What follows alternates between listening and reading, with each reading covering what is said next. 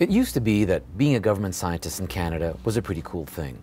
Doing research that informs government policy, discussing the work at international conferences and with the media, and, you know, I wouldn't be surprised if it even got him laid every now and then.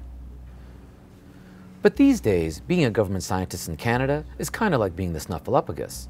You've heard of them, but you're not really sure they exist, and that's mostly because they're not allowed to speak freely about their discoveries anymore. Of course, when the Conservatives had their minority governments, they were all for being open about what goes on in federal departments. And if asked, they'd say, "Who, us? Why, we wouldn't dream of putting a gag order on our scientist BFFs," in the same way that they wouldn't dream of revisiting women's reproductive rights or letting backbench televangelists hijack the agenda. But I guess we missed the fine print that said, unless of course we have a majority, in which case, never mind.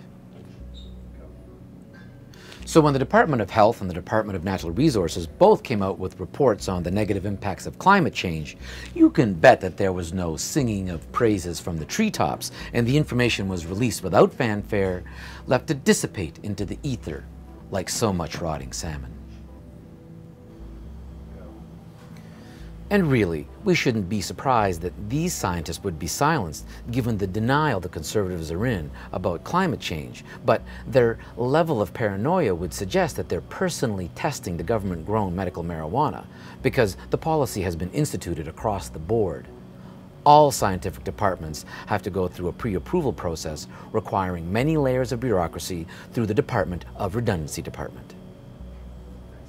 Ministers have defended the process by saying that it's unreasonable for journalists to demand responses at the speed of the internet news cycle, which is why I suppose they think they're honoring climate scientists by responding at a glacial pace.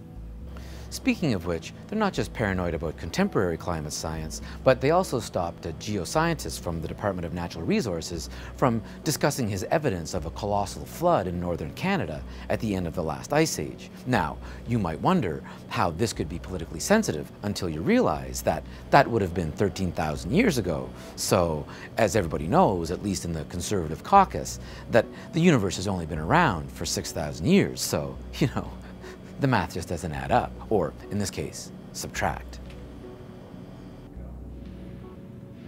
So restrictions on open scientific dialogue are the new normal for Canada. So much for the government's own policy of basing relevant decisions on the best science available.